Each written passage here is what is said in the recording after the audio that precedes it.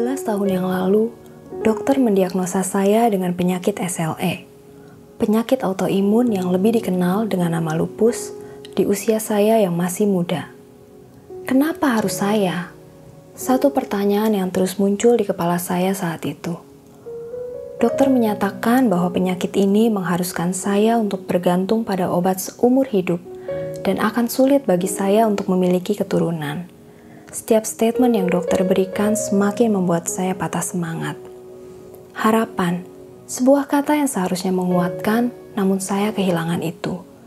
Sulit untuk saya menerima kondisi yang terasa tidak adil. Setelah 1,5 tahun menjalani pengobatan yang melelahkan, saya putus asa dan memilih berhenti karena efek sampingnya terlalu menakutkan. Saat itu saya hanya berdoa, kalau Tuhan masih mengizinkan saya untuk hidup di dunia ini, izinkan saya melihat mujizatnya terjadi. Tapi kalau waktu saya di dunia ini sudah habis, izinkan saya pulang dalam keadaan utuh seperti saat saya datang, bukan dengan kondisi babak belur karena pengobatan. Dokter sangat menentang hal itu, namun keputusan saya sudah bulat. Saya berhenti. Di tengah keputusasaan saya, Tuhan menyatakan kebesarannya. Nothing is impossible for Him.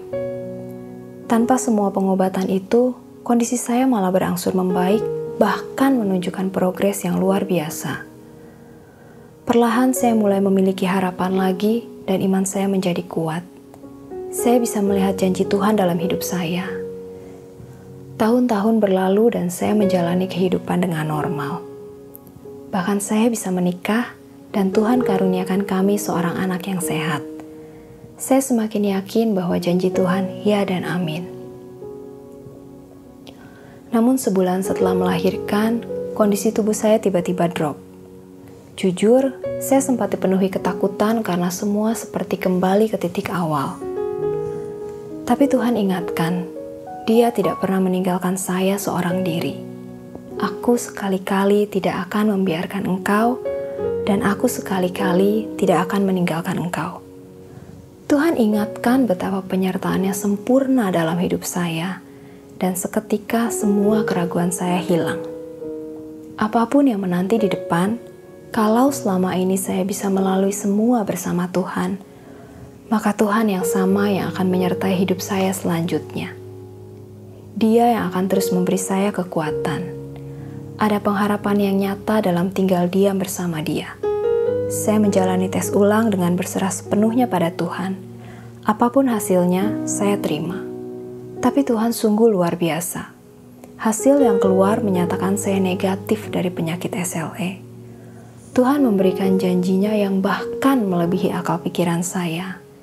Dia belum selesai dengan saya, dan Dia masih akan terus menjalin cerita hidup saya. Saya sungguh menyadari kalau hidup saya adalah anugerah. Saya berasal dari keluarga yang tidak harmonis dan mengalami masa kecil yang kurang bahagia. Saat kecil, saya diperlakukan keras dan kasar oleh papa saya.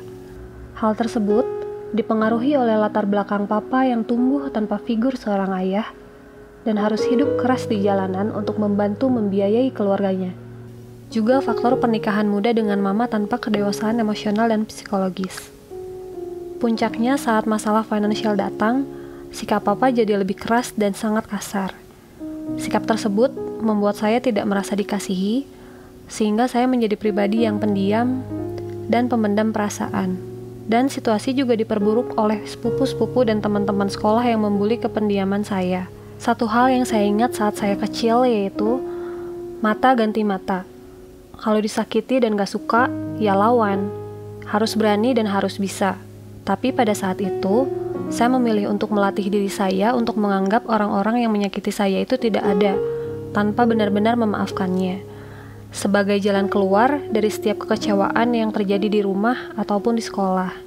Kehilangan mama pada saat usia saya sekolah dasar kelas 5 menjadi pukulan berat bagi saya. Kehadiran Ibu Tiri 1 tahun kemudian pun semakin menambah kekecewaan karena sikapnya yang juga keras sama seperti papa dan suka membandingkan saya dengan keponakannya. Menginjak usia 16 tahun, saya pergi dari rumah untuk bekerja dan bertekad untuk bersekolah, berkuliah dan hidup dengan hasil kerja saya sendiri. Lalu 6 tahun kemudian, saya pulang ke rumah atas permintaan orang tua. Dan disitulah pergumulan tentang hubungan saya dan orang tua kembali terjadi. Kasih, sebuah kata yang indah didengar, namun sulit untuk saya pahami. Saya merasa tenggelam dalam kekecewaan, sehingga tanpa disadari saya membangun tembok yang menghalangi saya dari kasih yang sesungguhnya. Setelah menerima Tuhan, hidup saya benar-benar diubahkan. Dan saat saya semakin mengenal karakter Tuhan, saya disadarkan betapa dalam dan besarnya kasih Tuhan untuk saya. Kasih yang membimbing saya step by step mendapatkan kekuatan, kesabaran, dan pengertian untuk menghadapi kehidupan dengan sudut pandang yang lebih baik. Perlahan saya menyadari bahwa saya harus menerapkan kasih tersebut juga kepada keluarga saya. Dan perlahan tapi pasti, Tuhan menghancurkan tembok-tembok yang saya bangun dan mengajarkan saya banyak hal, terutama dalam mengampuni dan mengasihi. Saya mulai memahami bahwa sesungguhnya setiap orang tua pun belajar menjadi orang tua dan berusaha memberikan yang terbaik bagi anak-anaknya dari pemahaman dan pengetahuan yang mereka miliki. Tapi sebagai anak, apakah saya sudah melakukan bagian saya dengan baik? Sebelumnya, saya mengasihi orang tua saya sewajarnya, seadilnya menurut timbangan saya sendiri. Tetapi, ternyata kasih yang Tuhan ajarkan bukanlah kasih yang mengharapkan balasan, tapi kasih yang tanpa pamrih. Kasih yang mementingkan kepentingan orang lain, kasih yang tanpa batasan, kasih yang jika diperlukan, akan melepaskan segala hak demi orang lain. Dengan saya belajar melepaskan hak saya dan mengasihi, perlahan keluarga saya pun mengalami pemulihan. Saya belajar untuk berhenti menuntut papa saya untuk berubah dari sikapnya yang keras dan berusaha untuk menjalin komunikasi yang baik dan lemah lembut. Dan Tuhan Yesus pun mengizinkan perubahan terjadi di kehidupan papa saya. Perlahan papa menjadi orang yang lebih baik dan lemah lembut.